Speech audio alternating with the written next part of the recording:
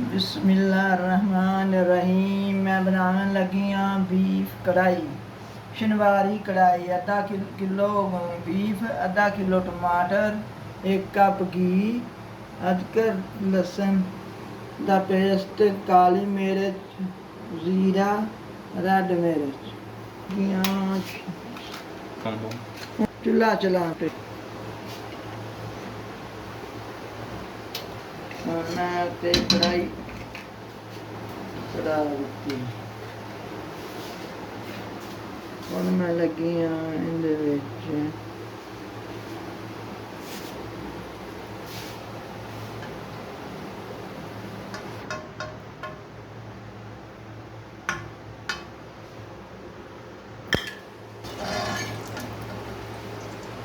हुण मैं लगी हाँ विच गोश्त पाउण।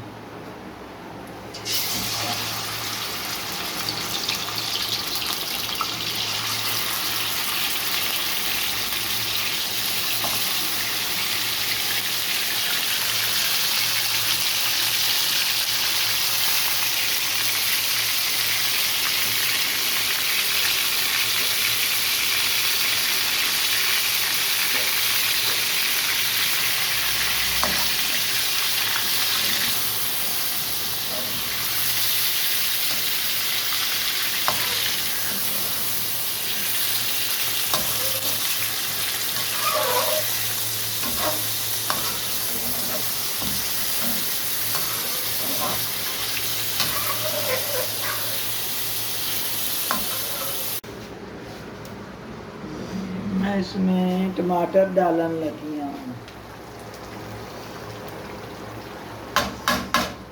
ये बन जाएगी शिनवारी कढ़ाई।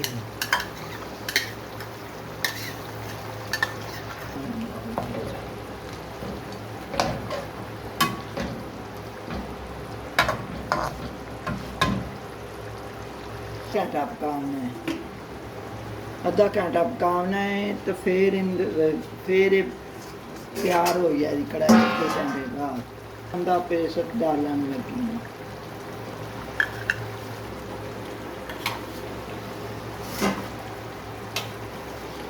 आधा घंटा पका के तो फिर कढ़ाई तैयार हो गया है।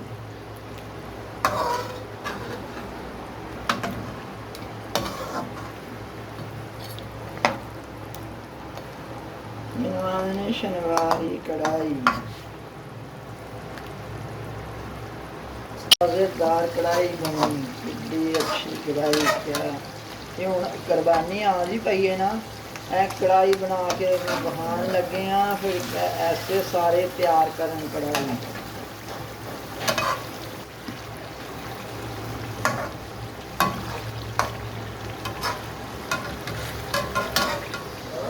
हुण जी ते सारे आपदी फैमिली नूं ऐसी कढ़ाई बना के खवाओ, कैसी मज़ेदार है, खुशबूदार है। तोड़ के रेड मिर्चां डालन लगियां, रेड मिर्चां पाउण। मैं लगियां काल। कढ़ाई तैयार हो चुकी।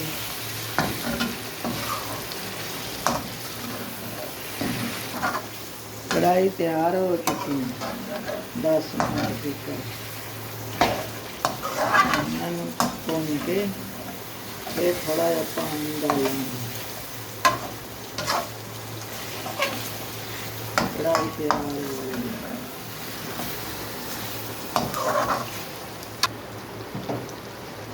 हुण मैं थोड़ियां जिहियां लाल मिर्चां पाउण लगी हाँ।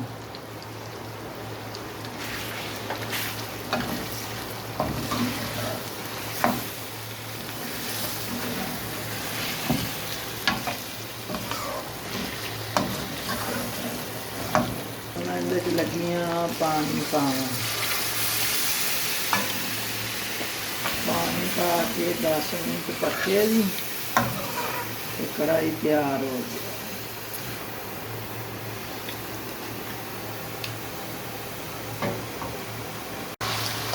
सारी कढ़ाई हो गई है, सारी कढ़ाई हो गई है तैयार है।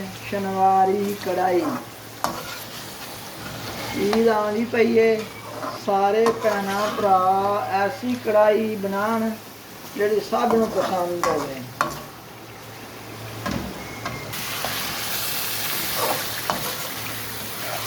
ਹੁਣ ਮੈਂ ਮਸਾਲਾ ਡਾਲਣ ਲੱਗੀ ਹਾਂ।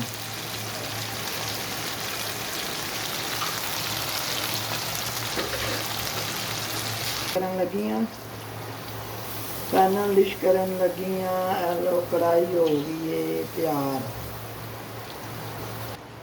ਸਾਡੀ ਕੜਾਈ ਹੋ ਗਈ ਤਿਆਰ। ਤੇ ਲਾਈਕ ਕਰੋ ਤੇ ਸ਼ੇਅਰ ਕਰੋ।